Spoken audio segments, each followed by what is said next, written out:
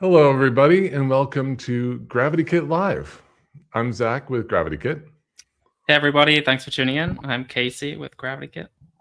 And we have a very special guest today, our first time ever having a guest, actually.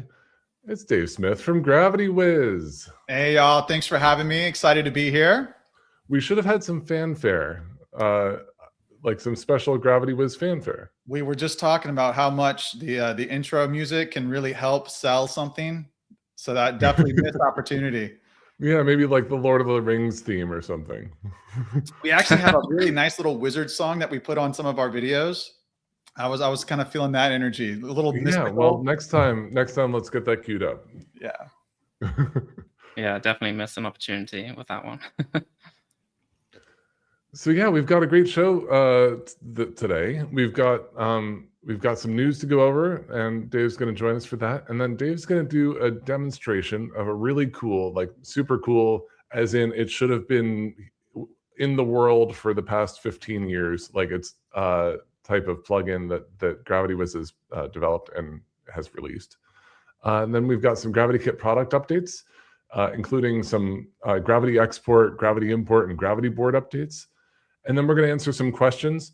And during this whole time, if you're watching live, please ask questions. We will be answering them. So we're here. It's called GravityKit Live for a reason. It's live, and you can ask us questions and stuff. So take advantage because we're all here. Yeah, please do. And I see we have Ken joining us today. It's Ken. Hey, Ken. Hey, Ken. Thanks for tuning in again. And yeah, so let me kick things off here. I'm going to just share my screen. Let's see. Oh, here we go. There we go. All right, cool. So we wanted to quickly mention that at GravityKit, we're running a survey at the moment. We're working on something really exciting at the moment, and we really need your input. So we want to know, we want you to help us shape the WordPress data dashboard that you will actually use. So we're working on a way to visualize and report on and share WordPress data. We're going to be starting with Gravity Forms and then expanding into some other plugins as well. It's going to be really exciting. And yeah, so we just have a short survey. It's 3 pages. It'll take you about 2 minutes to complete. If you are a GravityKit customer, you'll get $20 in account credit. If you're new to GravityKit, you'll get $20 off your first purchase. So if you're interested in taking that survey, you can just go to gravitykit.com/survey. Yeah, and one of the things that, even if you don't take the survey, you can reach out, but please do take the survey. But even if you don't, reach out to us. We want to know essentially what you're doing with your data. GravityKit, Gravity Wiz, we all enable you to do incredible stuff with your forms. But we sell the tools that allow you to do this stuff with your forms. We don't know what you're doing as much as it might seem like we do, because our products are incredible and address your every need. But we don't know what happens when you click the export to CSV button, or when you have an automated export that exports recurring exports, and you download them, and then what do you do with them? Who do you give the exports to? Who sees the exports? How do you manipulate that data? What, who, what, when, where, why, and how? We want to know this stuff because we want to solve we want to make your life easier so that your data becomes more valuable to you. And we're working on something that we think will address your needs. We want to make sure that it really does and makes, just unlocks all your productivity. So please share gravitykit.com/survey. We'd love to hear from you. Awesome. And then one really exciting piece of news is the upcoming release of WordPress 7.0. I think it's scheduled for release on April 9, but there is a beta version. Yeah, we'll have to see. But there is a beta version out, beta 6 already. You can go to wordpress.org/releases. And then you just scroll down here to beta and RC releases, and then you can download the beta 6 version. And yeah, I've been playing around with it a bit, and I thought we could just go over some of the exciting features. There's a lot of new stuff in this release. So it's a big release, but there are some really exciting stuff to do with AI coming into WordPress. So I thought I could go over a few things here, and yeah, and then I'll get your input as well, Zach and Dave as well. So yeah, the first thing you'll notice is that the admin looks a little bit different. So they kind of refreshed the design a bit, which is quite nice, a little bit more modern maybe.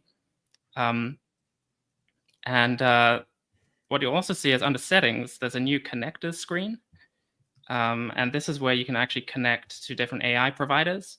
Right now it supports Anthropic, Google, and OpenAI. And so all you need to do is like click install, and that'll install a provider plugin for that specific AI provider. And then you can input your API key. And then other plugins that are leveraging AI features can just tap into this. So you don't need to like enter your API key into separate places and stuff, which is pretty cool. And then there are some AI features in WordPress. Right now, you have to download another plugin, which is just called AI. It was the AI Experiments plugin, and that bundles all the kind of WordPress AI features. And once you've installed that, you'll get access to an AI screen here, also under settings. And then here you can enable various AI experiments, which is pretty cool. So you can do things like generate excerpts and alt text and image generation. And then WordPress 7.0 also has a new collaborative editing feature, which is really exciting. And one thing you can do is like in Google Docs, you can add comments and things to posts and pages. And so you can actually get AI to review your posts and like add comments with suggestions on like how to improve stuff, which is really cool. And I'll show what some of this looks like. So I'll just head over to the posts, my posts, and I've got one post in here, and we'll head into the editor. And yeah, so you'll notice here under featured images, you can generate a featured image. And when you click that, it'll actually read your post and then formulate a prompt, send that to the AI, and then it'll generate an image based on that. Another thing you can do is generate alt text. So like I have an image here embedded in my post, and if I click on that, I can generate alt text. And yeah, so let's give that a couple minutes. Let's see if the image is done. Oh, not yet. But the alt text has been generated. So you can see I've got it here, and then I can just click apply and it'll add it to the image, which is pretty cool. And it was smart. It said celestial body because it actually doesn't look like the moon. It's even so it knows it's not the moon. Yeah, so this is like a kind of an interesting thing. It doesn't have the context of the rest of the post. So that is pretty smart. But you'll see often when you get the AI to review the article and add notes, it will flag stuff like that for you. It'll be like, make this more specific for accessibility purposes, which is really cool. So you can see the featured image is generating here, which is cool. And it's generating alt text for that as well, apparently. And yeah, there we go. Oh, it's a really nice image. So another cool thing, like I mentioned, is review notes. So if the AI will actually go block by block and review your post, and then add comments based on what it thinks you could do to improve it. So if I just click that, you'll see how that works. But while that's loading, Dave, have you had a chance to play around with WordPress 7.0? Yeah, man, I've been using it a little bit. I actually surprisingly have not been using it as an end user. We've mostly just been installing it just to make sure all of our products work with it. So this has actually been a fun little demo of what's coming. Yeah, cool. and yeah, our shared customer, I believe, Corey Robbins. There's a great new case study out on Corey, which is I'm excited about. Thank you for sharing, Corey. Corey writes, alt text is such a huge deal, and it's one of those things I hate doing and always have to go back later to add. And yeah, it's a big accessibility win to make generating alt text easier. So that's awesome. And Corey also writes, and just before we move on, Rob Davis, hello, Rob. David needs a special introduction. When he enters the room, all problems are solved. Very sweet of you, Rob. Yeah, my wife missed that memo. Yeah. And Corey also says, I'm not sure the world is ready for the pairing of these two companies. Imploding is imminent. Well, good thing we have a demo with celestial bodies involved. Yeah, massive craters on the moon. Yeah, so I mean, just finishing this up. So you can see the AI has flagged something here, like a grammar issue, and it's recommending to change something. When I was testing this earlier, it was actually flagging all kinds of different stuff, and it was a bit more like some of the stuff that it was mentioning was a bit more interesting. But anyway, I mean, go ahead and download the latest beta version, play around with it on a test site. I think some of the AI stuff is really fun.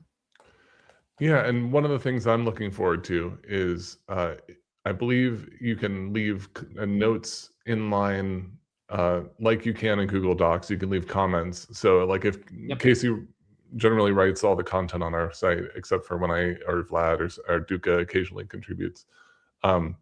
So if we write an article and Casey leaves notes, then that will allow us to fix items. So it's not just AI that can leave notes. 7.0 adds a comment system inside the editor itself. Yeah, exactly. And with the collaborative editing, two or more people can edit the post at the same time, and you'll be able to see each other's cursors moving around, which is really cool. Right. And I'm really excited to get out of Google Doc. Like right now we use like Notion, we use WordPress, we use Markdown files, of course, because AI, and then we use Google Docs, and like it's all complicated. And I am looking forward to having things more centralized in WordPress, where it's like we use the MCP and we use the editor, and we can kind of remove one or two of the other tools. Yeah, totally. All right. Well, I think that's it for WordPress 7.0. Dave, do you want to get started with the DevTools demo? Yep, let's do it. I'm just going to take your cameras off my screen so I can focus. You guys are way too distracting. So yeah, let's talk about DevTools. Zach gave a killer intro there with the idea that this should have been around for the last 15 years. And in fact, it hasn't been around for 15 years, but it has actually existed for a lot longer than it's been publicly available. Because again, this originated as a tool that we were using in-house at Gravity Wiz to just make support a lot easier, and specifically like troubleshooting complex forms. And then it kind of started branching into product development as well. Little ways to make it easier for us to test new products in the Gravity Forms ecosystem. So first things first, you're going to come over here and Zach, I'm zoomed in so much right now that I'm like, it's like a whole new editing experience. I'm like, whoa, where are all the links? So yeah, Spellbook is where you would go to install DevTools. Spellbook is just our, Zach, I think you guys have foundations. Is that? Yep, yeah, foundation, yep.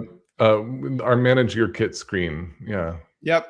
Yeah, so this is very similar to that. This is a separate plugin, though. It doesn't get installed as part of the packages.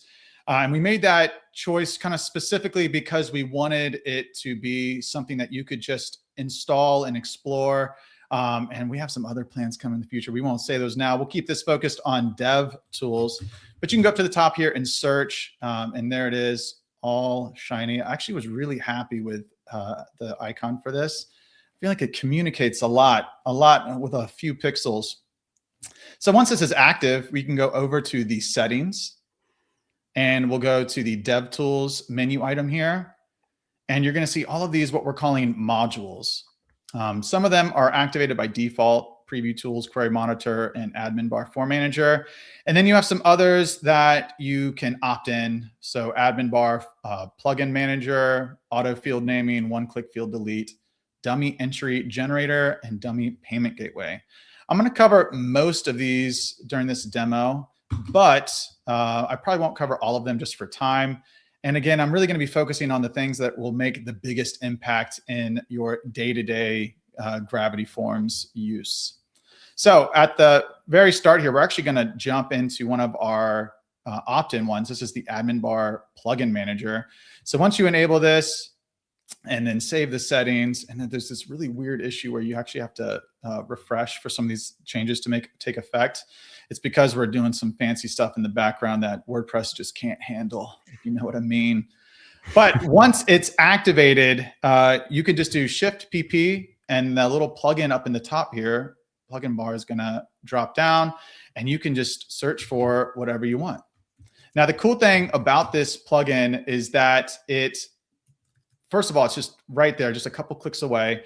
It's already in context, which was something Zach, when I had actually demoed DevTools to him before it had gone public, one of those perks of being my best bud, he had just said like, well, doesn't this belong in the command palette, which you can activate with Command K? And actually, I believe a WordPress 7 feature is that it now is available here as well, just as a very visual reminder of that it's available.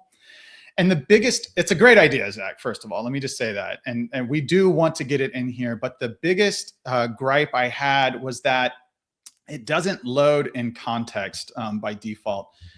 So for example, we get here and then you'd have to type in something like forms to get to like a form menu and blah, blah, blah. And you can even do some of this already. So for example, if you go there, it will take you to that. But DevTools is focused on efficiency almost above all else.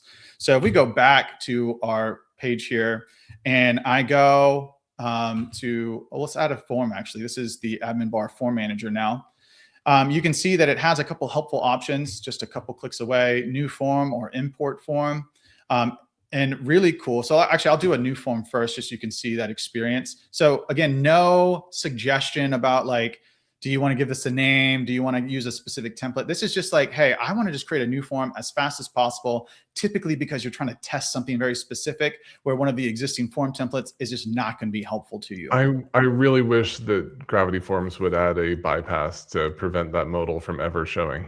Yeah, I have the same experience with WordPress when creating a new page and it wants to launch the template. I actually don't even know what that modal is called. Pattern. The preset pattern. Block patterns thing. Yeah. It's like, I'm like, no, I just want a blank canvas, like get out of my face. So yeah, same energy here. This is just like, boom, you got a new form. Now, I found, you know, over years and years of use that there were a lot of times where I did want to actually name the form that I was creating, because otherwise you have to go into the settings, go to form settings, set the name and then save, which is just a chore. And I don't like doing my chores. So if you go to form there and you go to new form, oops, crap, 1 second, y'all, let me try that again. We're going to go to forms and I'm going to actually type in. So I'm going to say my demo form. And now you can see that it's created a new form and it's called my demo form. So now I could just start adding fields to this thing, maybe a name field and maybe an email. Those are very common, right? People need those on forms. So we'll save that. And now I'm going to go again. I'll do it manually this time. I'll go to forms and I'll let it hover and then I can actually export the current form. So click that button and it's already been added. And then you can do the same thing. Well, the opposite of that and import that form. So that same file that I just downloaded, I could import here. We're going to keep this demo kind of tidy and just work with this demo form as is. But I think that you get the idea of how easy it is to interact with Gravity forms and with this tool. So jumping back really quickly to the settings, because I just want to kind of visually ground you in what each module does. So now we're going to move on to the preview tool. So when this module is enabled, it's going to give you some special options under the preview menu. So the first one and the most valuable, this actually used to be a premium perk that we took that out because this is so universally useful. We wanted our customers. In fact, it was so selfish because we'd go to a customer site that was on like a basic license, and that meant they could only install one perk, and we needed to troubleshoot an issue that they were reporting with that one perk, and that meant that we couldn't install live preview so that we could troubleshoot it. And being the greedy wizards that we are, we decided to just make it free for everyone so that we could use it when we are troubleshooting sites. So live preview, you'll see that the name of the button changes. And actually, just so we're all on the same page, this is what the default Gravity Forms preview looks like. And then now if we click live preview, boom, it gives you a preview of what it would actually look like on the front end of your site. I'm using one of the default themes, so it's nothing like terribly exciting to look at, but this is accurate. This is what it would look like if I embedded this form on this page. Moving on, there is Ajax, the ability to enable Ajax on a form. This is previously not available when you're previewing a form with Gravity Forms, but you can do that. Like, let's just say that you think an issue might be about Ajax, and you can enable it or disable it right with this button. Show hidden. This is a cool one. So actually, let me disable it. Let me add a hidden field here. And we're going to go down and give this a special value. Literally. We're going to save the form. We're going to preview this. And it's not there, like, right? Because it's hidden, which makes sense. But sometimes when you're testing things, you want to see it. And just for the record, actually, let me, this is how I was doing this beforehand when I wanted to see the value of a hidden field. Yeah, like a normal person. Yeah, like all humans, right? There you go. And then I'm like, oh, I can confirm. Okay, so it does have the value that I'm expecting it to have. Great. Yeah, but that's what muggles do, okay? Wizards, we show hidden. We reveal the unseen. And we'll live preview, and there it is, the hidden field. You can see the value. So what this is actually doing under the hood is it's changing the field type and then applying some styles to kind of make it visible. But the cool thing is that you don't need to save the form or like do anything special to see that change take place. It happens immediately without having to save anything. Absolutely, yeah. Nothing actually changes in your form meta. It's the same form. You're just tweaking little knobs to allow you to see different parts of that form. The other really cool thing about, not only can you confirm that the value is set to what you expect it to be set for, but you could actually change it as well, which has proven to be very useful in a variety of like situations I've been in. All right, moving on to unrequired. So really quickly, I will go in and mark these fields as required. Oops, it's right there. Yep, so we'll save. Now, just to be clear, you do have to save changes that you actually want to make to the form. So making these as required, I do have to save. And now when I preview this, you can see that they're required. And if I try to submit this, you're going to see that it blocks them. But if you have like 1,000 field form with 10,000 pages, what then, Dave? So check this out. Boom. You could feel the earth shift with that click. And we're just going to click that live preview button again. Notice I did not save anything that time. And now we can submit the form. Nice. So there's an unrequired checkbox that Dave just checked. Good call. And it made everything unrequired. Beautiful. Very similar. And actually, you just mentioned a great use case. You know, there are some forms out there with 10,000 pages.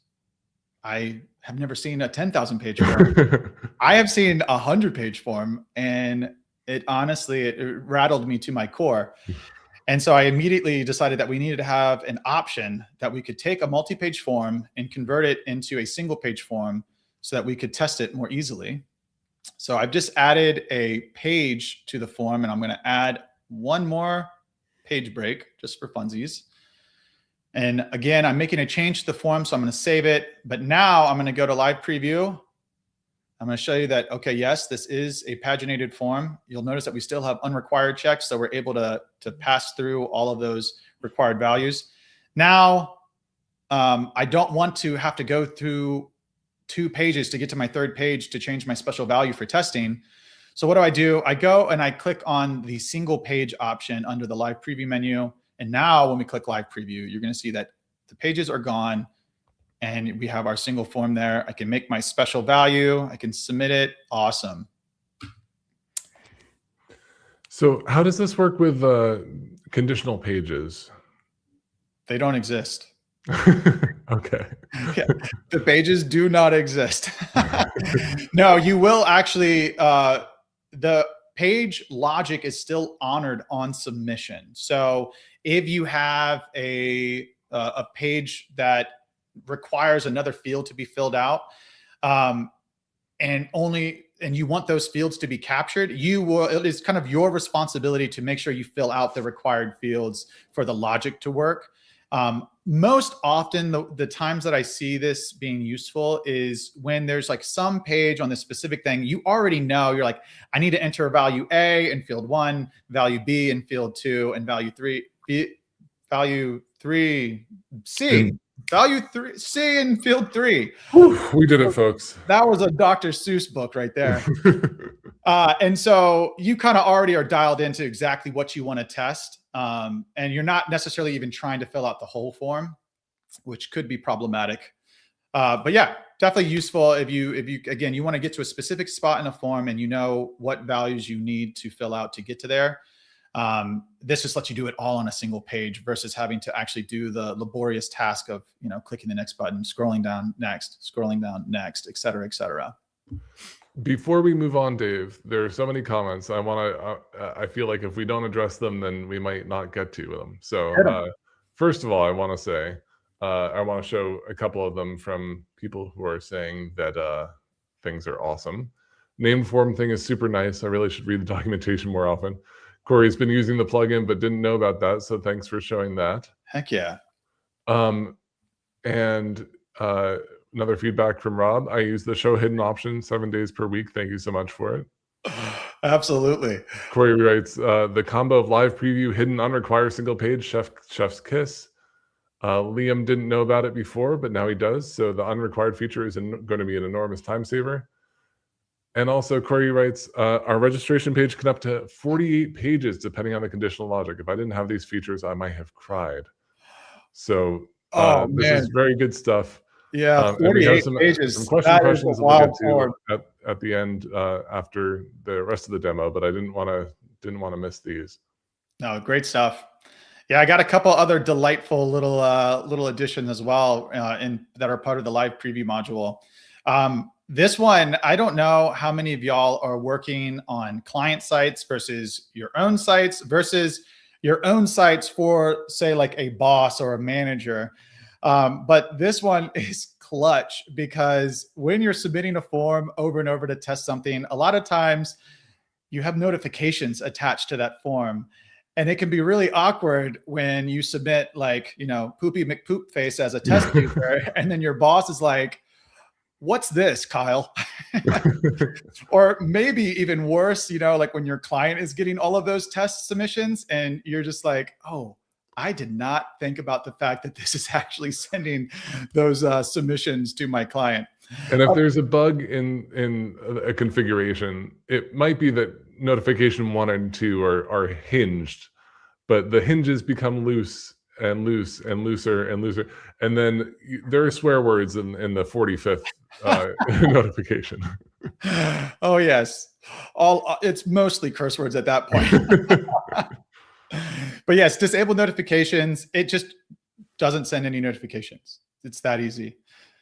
Just a quick click of the disable notifications button or checkbox. Last one is ignore form restrictions. So this one, let's go over to our form settings and I will scroll down to restrictions and we're going to just do enable entry limit. And we're just going to set this to 1 because we definitely have submitted more than 1 entry. Worth noting, this also works with the schedule form. And it doesn't really make sense with require user to be logged in because you have to be logged in to use live preview in the first place. So let me go ahead and save those settings there. And now we're going to preview the form and you can see, hey, sorry, this form is no longer accepting new submissions. That's annoying. You don't want to have to go in and disable this to test the form. But thankfully you don't have to because there's this ignore form restrictions checkbox. And when enabled, you can go back to the form and it is fully submittable. And again, you can see that we've kind of stacked all of these changes. We're still on a multi-page form. We're still unrequiring these required fields. We're still showing the hidden values. And now we've unblocked all restrictions as well. So we can just have full access to this form and do whatever we need to do to get it troubleshot. That's not a word, is it, Zach? It is now. Okay, let's roll with it. Pew, pew. Get this form troubleshot as quickly as possible. Any other comments or questions about live preview? I know that's a beefy module. From the chat, Philip Levine's, hi Philip, says, is there an export entries with that? And is that part of perks or connect? This is great so far. This is free. Yeah, this is just, again, everyone can use it. It's the only requirement is that you do need to install Spellbook. And Spellbook gives you access to not only DevTools, but 14 other free plugins as well. And then when you're ready to unlock the full suite, you can either get the Wiz bundle or Gravity Perks or Gravity Connect. And then Philip also asks, so that is great. So if you do some dynamic / populate anything and you can confirm it's working. So does it work with populate anything and dynamic population of entries and stuff? Absolutely, yeah. There's no known limitations. I will say we have so many products and they can work with each other in so many different ways that I can't always guarantee for sure that a specific combination of features works.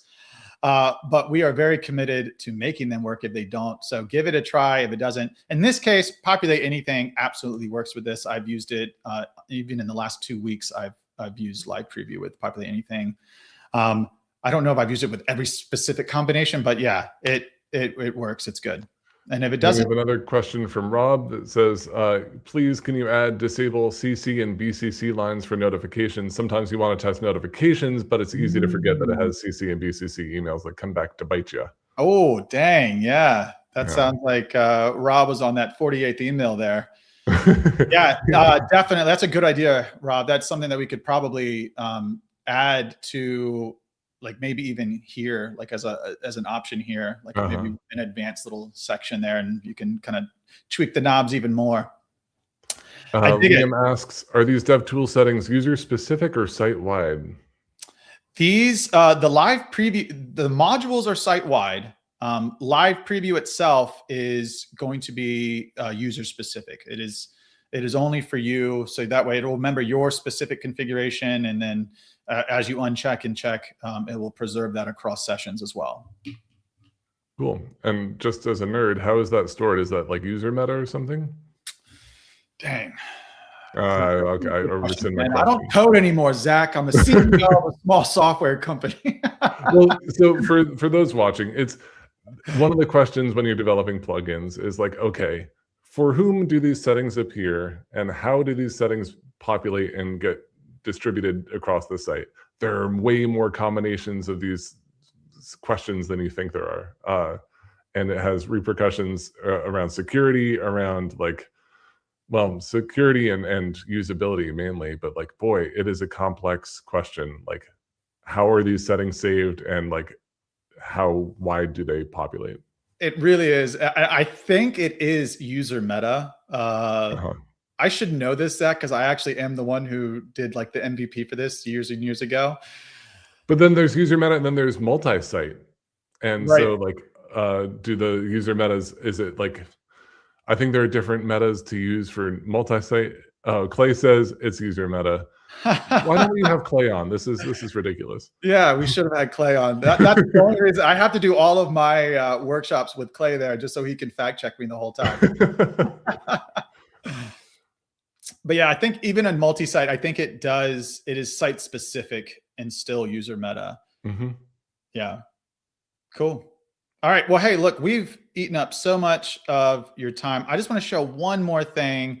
We also have a killer video of this where I demo all of this. I went into a lot more detail and a lot more personalized in this, but the thing that is coming soon, a nice little coming soon feature, it doesn't even show up as a module. It just is available if you have DevTools installed, is one of the issues that I run into a lot, and it's not, let me actually deactivate a couple of these forms here, because guess what? These forms are, maybe I don't want to delete them because I've captured all these entries over the years, but at the same time, I don't want to see them every time I load the forms page, right? So you click the forms page and it shows you all forms.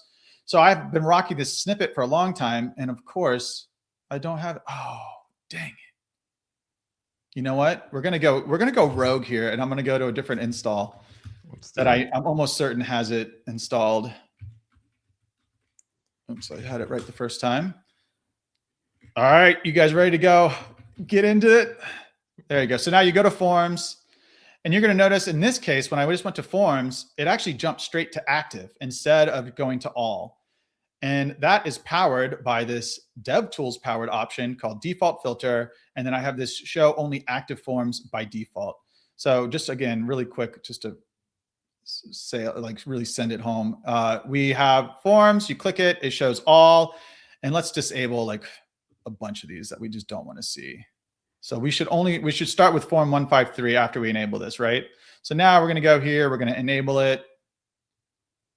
And then now we're going to go to forms and it goes right to active. So now all of those inactive forms, only 9 of them, are not visible. And it's just, this is one of those things for me, just like a quality of life improvement where I don't want to have to see the inactive forms all the time. And it doesn't really make sense to me that I should. And now I don't have to. And Dave, would you be at all upset if Gravity Forms incorporated any of these ideas into Gravity Forms Core? No, absolutely not. Are these ideas free for the taking and ready? Yes. Yes. I submit them with a willing heart and spirit. Yeah. I think everybody who uses Gravity Forms heavily is like, oh, active forms by default. Yeah. I will give Gravity Forms a huge shout out though. They did add the sorting, which was huge. Yeah, that is huge. The default sort column. If y'all don't know about this, Dave, can you show that again? Yeah. So if you come up to, again, screen options, and then there's these sorting options, and it used to be what, alphabetical? Yeah. Yeah. So now you could actually choose the sort column and it defaults to ID, and you can choose the sort order, which is also defaults to descending. And this is super nice because what that means is that as you create new forms, they appear at the top of the list. Yes. And so the forms that you're creating more recently are also in the most convenient place to access them. Yeah. And it had been default. If you had done ID, it had been like default ascending. So the first form was always the one that would show. And that was so frustrating. Let's see. I don't even know. I'm getting into sketchy territory here because I don't know what forms I have, and I definitely have a couple of McPoopy poop face form titles in this list. But yeah, you can see there, ID 1. Yep. We have a very rude viewer. It says, "I like the Three Stooges setup." The question is, who's Mo, who's Curly, and who's Larry? Dude, unfortunately, I know the Three Stooges, but I don't know them. Okay, like, well, I'll be Mo because I'm the old one who actually knows something around here. None of them have beards, right? They didn't even have facial hair. Young people don't know the Three Stooges. I don't think so. Casey doesn't have any idea. Okay. Well, I got nothing to contribute. I'm sorry. Casey's Larry. I'm Mo. I'll roll with it. All right. And Liam says, thank you for the sort column. This webinar is proving so valuable. Thanks, Zach, Casey, and Dave. I put Casey in there because Our pleasure. Thank you, Liam. This is awesome. I'm so glad to have another refresher. Like, I imagine if any of you who are watching have ideas, the Wiz crew is more than happy to add features. We love ideas. I'm ready. I'm already ready to do a PR, Dave, because I want to add some GravityView shortcuts into the form switcher thing. Dude, bring the heat. Sweet. Oh, y'all, thanks for having me. This was a blast. Any final questions before I sail off into the afternoon sunset? Corey says, I just want form hierarchy, man. That's probably doable. Yeah, it's not that. There are a lot. I think, yes. Short answer. Somebody asked about being able to disable other feeds as well as notifications. Is that something you have planned, maybe? We don't have planned, but it's definitely, that would be very easy to do. Right. The big question is, would they want to disable all feeds or specific feeds? Because then the little drop down starts to get a little overwhelming. Yeah. Yeah, definitely a few considerations there for sure. Yeah. And just a reminder that I know this is a huge pain in the neck, but what you can do is go into the feeds and add conditional logic that says if you have poopy McPoop face or whatever, it doesn't process the feed. Yes, that is fair. Though then you're going to miss out on the really hot lead. Poopy McPoop face is ready to close the deal. He wants the premium license, I'm sure. Oh boy. Well, This is officially the first GravityKit Live where we're talking about poop. So thank you, Dave. It's what I can give back to the community. Okay. Yeah, Casey, kick me out whenever, buddy. All right. Well, that was an awesome demo. Thanks for taking the time. We appreciate it, Dave. Absolutely. Thanks for having me. Yeah, thanks for coming on, Dave. That was awesome. All right. Well, we can get into some GravityKit updates, Zach. Yeah, it's gonna be a hard act to follow, I gotta say. It is. Yeah, that was we'll a do our barn best. burner. All right. Let me go ahead and throw my screen up here. Yeah, so we had a couple of pretty big releases go out recently. And one that I was particularly excited for was scheduled reporting in GravityExport. This is definitely something that a lot of people have been asking for. And our plugin GravityExport allows you to, export your Gravity Forms data to different file formats and send it to different locations, and you get a bunch of configuration options. But we never had inbuilt scheduling in the plugin until now. So this is really cool. I'm going to just go through a quick demo of how it works. So you can see I have this form set up here. It's an application form. I got a bunch of entries. And let's say I wanted to schedule a weekly report so my client could see all the applications that are coming in. I'll just head to the form settings. I'll click on GravityExport here. The first thing I'll have to do is enable the download, which I've already done here on the GravityExport feed.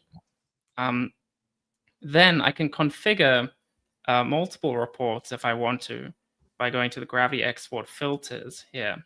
This allows me to set up different reports that get sent to different people and have different file formats and different configurations. So I've set up a report here. It's the client report.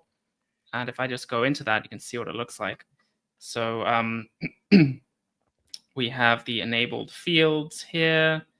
You can see these are the fields I've disabled in the report. I've enabled these ones. So I'm kind of tailoring it to the client in this case. And there's a bunch of other options you can choose here. You can change the header position and things like this. You can add conditional logic. And in this case, what I've done is I've said the entry date is after the past week. So for example, if I just wanted to send the last week's worth of applications, that's what this is doing. And this is going to work really well when I go to the schedule settings because I'm going to schedule a weekly report. So once I've got this all set up, I can come here to the GravityExport save feed. And this is where I actually configure the report location and the report schedule. So I'll just add a new feed. And the first thing I'll do is just give it a name. So client, there we go, client report weekly. I can choose if I want all entries or just a single entry. Normally, you're probably going to be using all entries.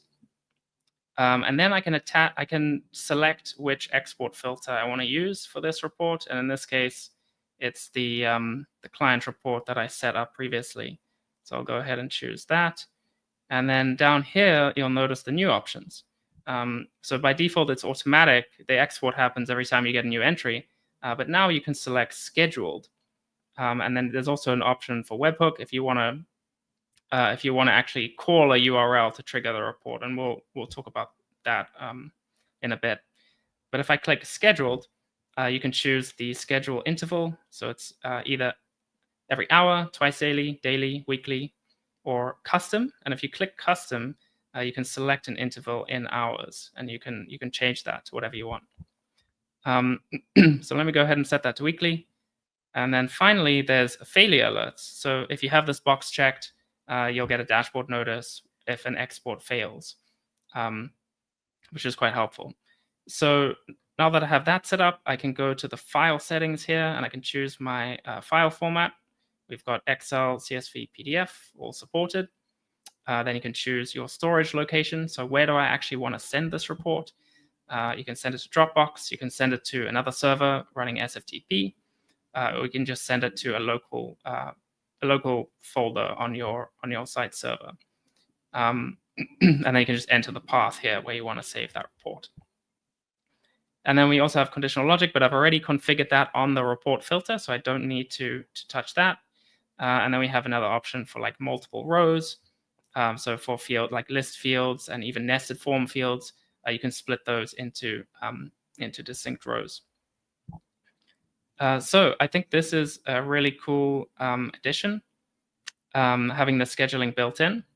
But one thing you might notice is that while there are preset options here, you can't do stuff like, for example, if you want to schedule a report to go out every second Thursday at 9:27 a.m. or something, right? You might, some of you might need to do something like that.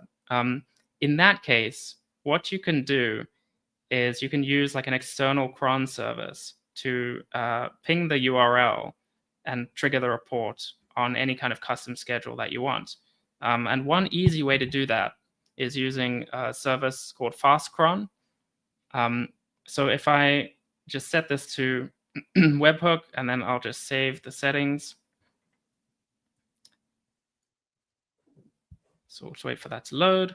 Then I will get a URL here, and I can copy that URL. And then I'm going to come over here to my FastCron dashboard. This is fastcron.com, and they have a free plan. You can set up to 5 cron jobs, I believe, for free. And I'll add a new cron. And then all I need to do is just paste that URL in here. And then I can choose what schedule to run it on. They have a bunch of preset options here. But I can also just click cron tab. And then I can get really granular and choose like the second, the minute, the hour, the day, the month, and the weekday when I want to run this report. And once you've set all this up, you just click Save Changes. And that cron has been saved, and that will run on the schedule that you set. And that's really easy to set up. There are other services like this. I'm just highlighting this one. It's just a good example, I think, of how easy it is to set something like this up. Right, and webhooks are also really handy if you have, for example, a Zapier Zap or an N8N workflow. You can have a webhook trigger at that point. So use the URL in the webhook URL field, copy that and include it in any of your existing workflows for automation. Right. So there is a question here, Zach. Is that per site, or does that connect any site on the account? Yeah, Nicole had a question earlier about, I had recommended Gravity Hopper in the chat. Oh, I see. For making bulk changes to forms with the same types of fields. I believe Gravity Hopper has a network administration system where you can distribute changes on a multi-site. I don't think it's across websites, but you're going to have to check with them. It might be across websites, in which case that's pretty cool. I think they do have a cloud service. I don't really remember, though. Are you looking it up, Casey? I haven't looked it up. Okay, I will look it up. You can check it maybe, and I'll head into the next demo. Yeah, sounds good. Sorry about that. Go ahead. Okay, cool. Well, another thing we wanted to highlight was a recent release. We've implemented, and maybe this is actually something that you're better positioned to talk about, Zach, but we've implemented background processing in GravityKit. And the first kind of plugin that this has been rolled out for is GravityImport. And this means now when you're doing imports, when you're importing entries to Gravity Forms with GravityImport, those imports will run in the background, which means like you can go and do other stuff on your site while that runs. And it's less likely to like time out if you're importing a big CSV with a lot of files, or a lot of entries rather. So yeah, if you're doing like these resource intensive tasks, background processing is really going to improve the experience. Yeah, so this is actually powering GravityExport as well. What Casey just demoed. We have a new background processing system that we're including in pretty much all of our plugins because it's so helpful. So GravityExport, we have a background process that runs frequently and checks to make sure if there's any jobs to be done, including scheduled exports. But when you're running an import, it used to be that you couldn't close the tab, right? You started the import and you had to leave the window open, or else the import stopped. Or let's say there was a timeout because there was a large file. Well, that's going the way of the dodo. One of the things that background processing allows us to do is to chunk the data, to break it up into little parts and do little parts as we go. And we're putting this across our whole ecosystem. And that includes things like geocoding map entries. One of the problems that we've had with Gravity Maps over the years, with maps for GravityView over the years, is that if you have 1,000 entries and none of them have geolocation data, then, oh, I guess we're going to have to geocode all of these entries all at once before the map shows the entries. Well, now it is an iterative process. It runs in the background. It happens behind the scenes, and it doesn't take as many server resources when you're trying to do one thing at a time. So we're really excited about this. We're bringing it to all our stuff, and that has allowed GravityImport to have its biggest update in a long time in terms of how it actually works behind the scenes. So yeah, GravityImport, it used to be you upload the file and it runs, and if it fails, then you have like it times out maybe sometimes if servers don't have enough resources. This helps a lot of those situations because the server resources are processing incremental imports instead of the whole thing at once. Right, and as part of this release, we've added this new option in the GravityKit settings. A lot of everyone watching, I believe, or a lot of people watching are reasonably technical, so you might find this quite interesting. You might want to go and actually see what background jobs have completed and see some information about that. So if you want to do that, you can go to the GravityKit settings. You can enable show background jobs. Yeah, there it is, show background jobs. And once you've enabled that, you'll get access to this background jobs page in WordPress, and you can see what that looks like. So these are all the imports that I've run. And you can see it's basically got a log of all these jobs that I've completed, which is really nice. So you can go here to kind of see what the status is on things. And yeah, I'm just excited about this feature and the fact that it's getting rolled out to all of our plugins. Yeah, and our lead developer Vlad has done a great job with this in that this feature is built in. It's used by WooCommerce as well. It's the action scheduler framework that is used by them. Vlad has taken that and run with it. This is a much nicer reporting page than they have built in, and we're really thrilled that it has such good visibility into exactly what's going on. Yeah, you can filter by what product has the background job. There's all sorts of nice functionality that Vlad's added to find out what's going on and why. Yeah, really, really cool stuff. So another plugin that is going to be getting a big update soon, Zach, is GravityBoard. Mm-hmm. We've been working on a new voting system for GravityBoard, which is really exciting. So let me open that up here. So GravityBoard is one of our newer plugins, and it essentially allows you to display your Gravity Forms entries as cards on a Kanban board. And it's really, really cool for like managing workflows and things like that. For example, if you're using Gravity Forms to accept applications, and those applications have to go through multiple rounds of review, well, GravityBoard is perfect for that. In this example, I have a feature roadmap, right? And this is something we're actually looking to create at GravityKit, and we want to make it public. But this is just an example. And you can see each of my entries is on the board here, and they're in these different lanes. So I've got like backlog, planned, under development, under review, and complete. And I can move cards through the lanes into different, move them through these different stages. And then I can click into a card, and you have all these cool features, like assigning people to a card. So that's really helpful if you're doing like task management. You can add attachments, you can add checklists, you can add notes and mention people. It's like a full-on like Trello kind of experience, but in WordPress and for Gravity Forms. And you can have this on the back end like I have now, or you can even embed it on the front end. Lots of cool stuff you can do. And one thing we thought would be really nice if we had the ability to vote on things. So if you're running like a board like this, where it's like a feature roadmap, you might want your users, in this case, we would love our users to vote on what features they want to see be built for the product. So we've implemented a voting system. And let me go ahead and edit the board, and I'll enable that, and we can see how it works.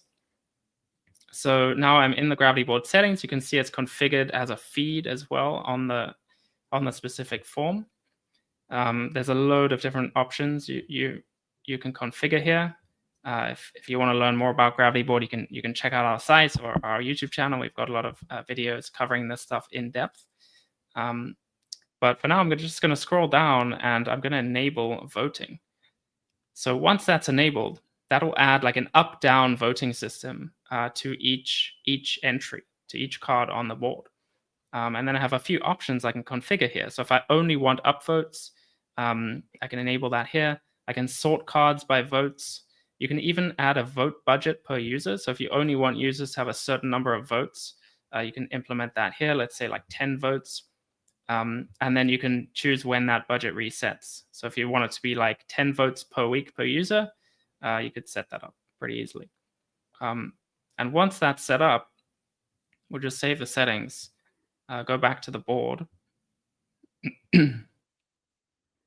And once that loads, there we go. So now you can see we have these up-down arrows for voting. And you can see underneath it says 8 out of 10. That's because when I was testing this earlier, I already voted 2 times. So it's already showing that I only have 8 votes left out of my 10 allowed votes. So that's what that is. But you can see, and maybe I should zoom in a little bit. You can see when I click the arrow, it automatically updates, and my total amount of votes left updates. And yeah, the upvotes are green and the downvotes are red, and it looks really nice. And then if you click into the card, you actually open it up, you can scroll down and you can see voters here. And if you open that up, you can see who has actually voted on the card. And there we go. You can see I've voted Casey, and I've voted twice, 2 upvotes. So that's really nice as well. And in the settings, you can say who has permissions to see who voted as well. That's one of the settings we have. Right. Yeah, that's a great point. GravityBoard has really granular user permissions, which is really nice. So I'll just come over to the permissions tab, and I've got board permissions, card permissions, lane permissions, assignees, entry notes, checklists, attachments, and then voting permissions down at the bottom. Yeah. So yeah, you can choose.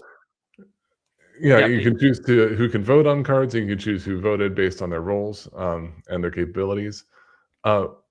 Casey, so often we try to implement features and functionality that save our users money and save our users time, and make our users money ideally, right? Right. We've been using uservoice.com since 2017, I think, and uservoice.com started charging a couple of years ago. It had a free tier. We've been paying $30 per month for user voice, and I have just been grating my teeth knowing that we should have been using GravityView, but it wasn't exactly the right match. Like, ratings and reviews didn't feel like the right fit, and like I wanted a Kanban style board where we could show our roadmap and have people vote on things like user voice, like Trello, and it just kept on not being the right fit. And so this voting functionality is going to save GravityKit, $360 per year. That's a lot of money.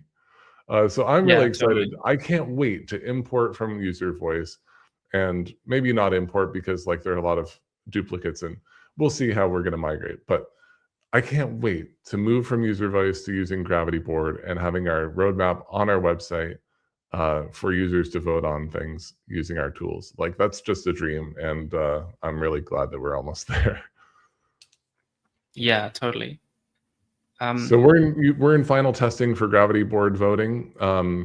It should be out either this week or next week, and I'm super psyched about it because we're going to save $360 a year at least. I think it might even be more expensive than that. Yeah, very cool feature. And Zach, I heard a rumor that this might be coming to GravityView as well. Yeah, so it sounds like Casey might not have played around with this. So it A is. little bit, a little bit. Oh, okay, really? All Yeah. right. Well, are you ready for have you prepared a demo for it? I can show something, yeah. All right, so okay, great. So you vote up and you vote down in GravityBoard. But what about GravityView? I have all these amazing views set up. I want people to be able to see the votes. I want people to maybe be able to vote on things from the same interface Right. that I'm used to and love with GravityView. How might you do that? Well, what I've done here when I was playing around with it earlier, I connected a view to my GravityBoard. So I have a features view here. And that means I can go back to my board, and then I can actually open these entries in GravityView. So the two are kind of linked, which is really nice. They integrate really nicely. I'm not sure why my site is being a bit slow. Sorry about that, everyone. But let's see, hopefully. Oh, there we go. Oh, okay. There we go. All right, so what I can do is open up this card in GravityView. I can say View in GravityView. And that'll open up the GravityView single entry page, which is pretty cool. And if I go back, you can see I just have like a simple table set up for all of my entries. And then what I'll do is I'll open the view editor, and I can add those same voting fields in GravityView, which is really cool. And there's a field for viewing the vote count, and then there's a field for actually voting on the entry. Is that right, Zach? Yes. And how is this different than ratings and reviews, our extension for GravityView? That extension uses the WordPress comments system. So you get baked into that all the functionality of WordPress comments, including any plugins that you have that extend the comments functionality. Automatically, GravityView takes advantage of that with ratings and reviews. This is a simpler concept than that, where you have an upvote, you have a downvote. Ratings or reviews, you can have upvote, downvote, or stars, 1 through 5 stars. It's more complex. And this is kind of simple. It's just saved in the entry meta. With the entry, it's saved in Gravity Forms itself. It's not saved in a different column. So those are some of the differences. But you can see what Casey just did is he added 2 new fields to the view that represent the fields that GravityBoard uses for entry voting and votes count. So entry voting allows you to vote allows you to vote up or down on the entry, and votes count shows the total, the net votes for an entry. Right. Yeah, I might have to restart my browser here. It's being very slow for some reason. Yeah, sorry about that. I think something is overloading my computer. I'm not sure. I'm not sure what's going on. But let's see if I can just show this, and then I'll try to restart it. So yeah, I think this is really cool, and I love the integration between GravityBoard and GravityView, because they both allow you to display your entries on the front end in different ways, and being able to switch between a Kanban board and a table, for example, is really handy, and that's something that you have that ability in apps like Trello, for example, which is really cool. So yeah, you can see here now I've got my voting fields inside the view as columns in my table. So I can actually vote here directly on the entry in the view, just like I did in GravityBoard, which is really cool. Yeah, so voting is coming to GravityBoard and GravityView as well. So we're really excited about that. Corey says a few things. I really love GravityBoard. Thank you. That's awesome. Check out the Casey study on GravityKit.com where Corey demonstrates some of the functionality they use as GravityBoard for. Thank you, Corey. And he says, great feature addition. Great work, guys. Thank you. And he also asks, are the votes carried across between the board and the view? Yes, they are. They're all updating the same thing. So if you upvote something in GravityView, that will reflect in GravityBoard as well. And then you can also sort by votes, and that will work in GravityBoard and GravityView as well. Right. Yeah, that's a great point. Yeah, and there are a couple things we're using. So we recently, this is internal stuff, but like whatever. I think it's relevant. We're bringing everything into our WordPress website because we love WordPress and we love Gravity Forms. We want to use it everywhere. We had been using drip.com and we have recently been migrating over to Fluent CRM, and it's been a great experience. We are just wrapping that up. So I can't wait to cancel drip.com and bring it into Fluent CRM and have everything powered by our WordPress site. Like we've already been sending the newsletters with Fluent. I think it's been going well. So we're canceling drip.com, bringing it into WordPress. Uservoice.com, I want to bring that into WordPress as well with our tools. So like consolidating, owning all our data, having it all on WordPress, having it interacting with that using the Gravity MCP is going to be awesome. Gravity MCP is going to be renamed GravityKit MCP, by the way, so stay tuned. So I'm just psyched to have everything in WordPress, and open source rocks. Yeah, me too. It's so awesome when you can just work in WordPress and you don't have to switch between different apps that have. And also one of the advantages is because it's open source, you can customize things, right? You're not locked into a certain set of features. So that's also and all great. of our plugins, all of our functionality, we make sure to add hooks, developer hooks, so developers can modify things. So Corey's done incredible things, for example, and Corey says if there could be a toggle to separate views and boards voting, that would be helpful. That's not going to be in the first. That's not a planned feature, Corey, but we do have hooks. So if Corey wants to customize this, we're happy to help. Anybody can get in touch with GravityKit support, and we can help guide you on how to do stuff as well. So our job is to make you, is to help you do whatever you need to do with your tools and help you be successful. So this GravityBoard update, the GravityExport, scheduled exports, Gravity import, background processing, like all of this stuff is hopefully going to be unlocking your ability to get your job done. Cool. So all right.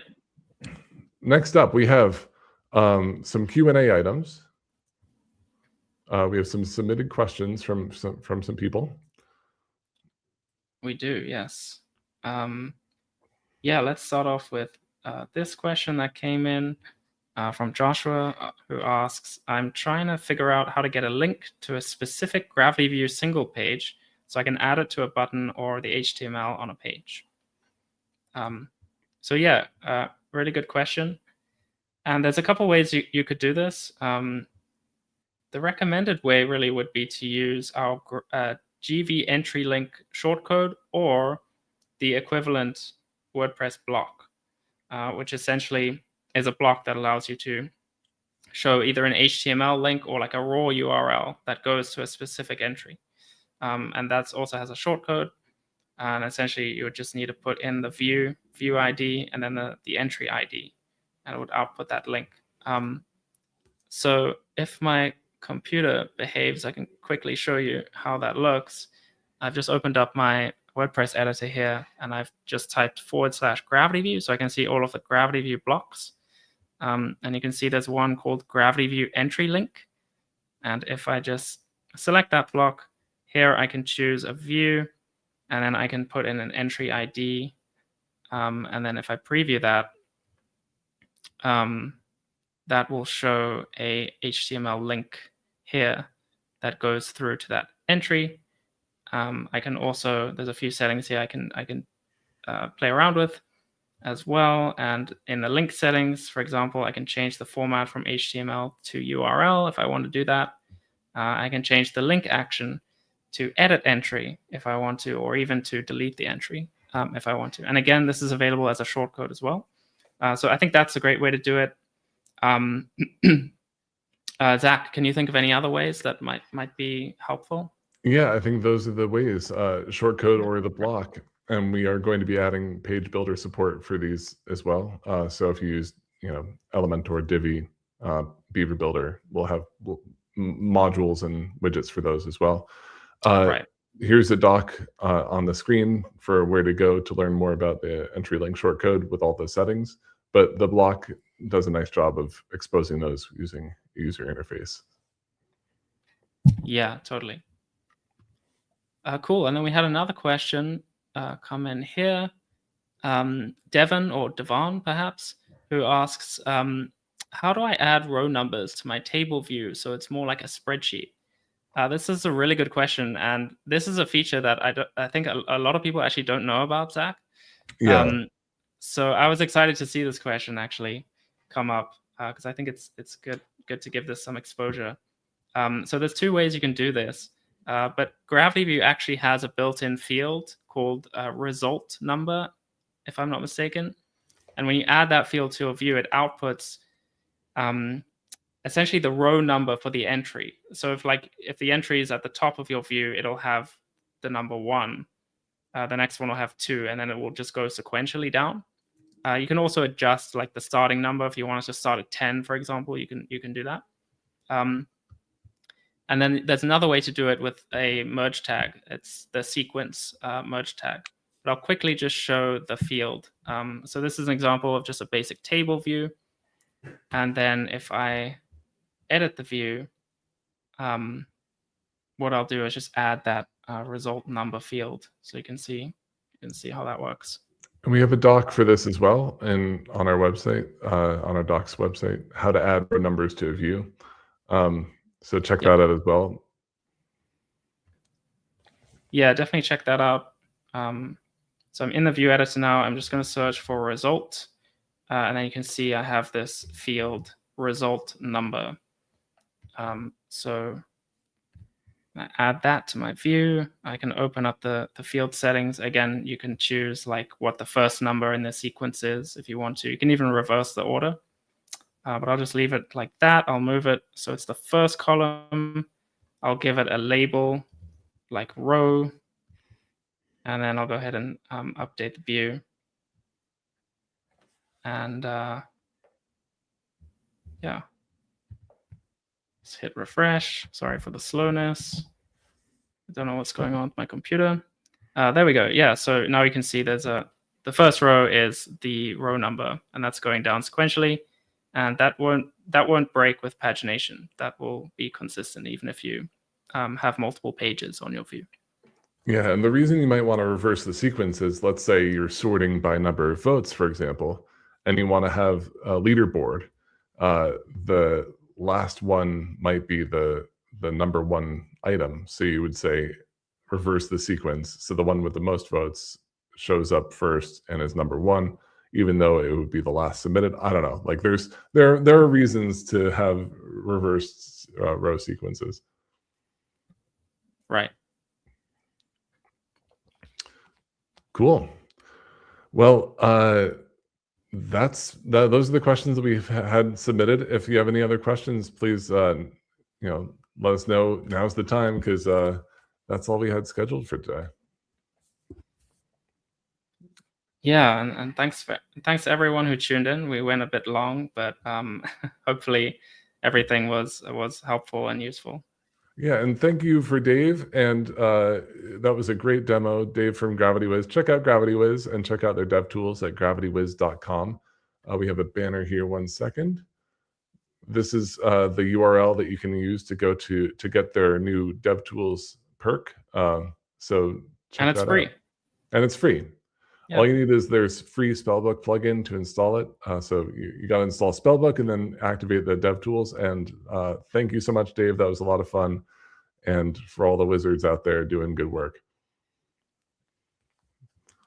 All right. And we do have one more question or comment. Rob, thank you for this great and fun event. Thanks, everybody, for showing up and for all your great questions and comments. We'll see you next time on GravityKit Live. Yeah, thanks so much, everyone. Thanks, Corey. Thanks, Rob. We'll see you in the next one. Thanks. Bye.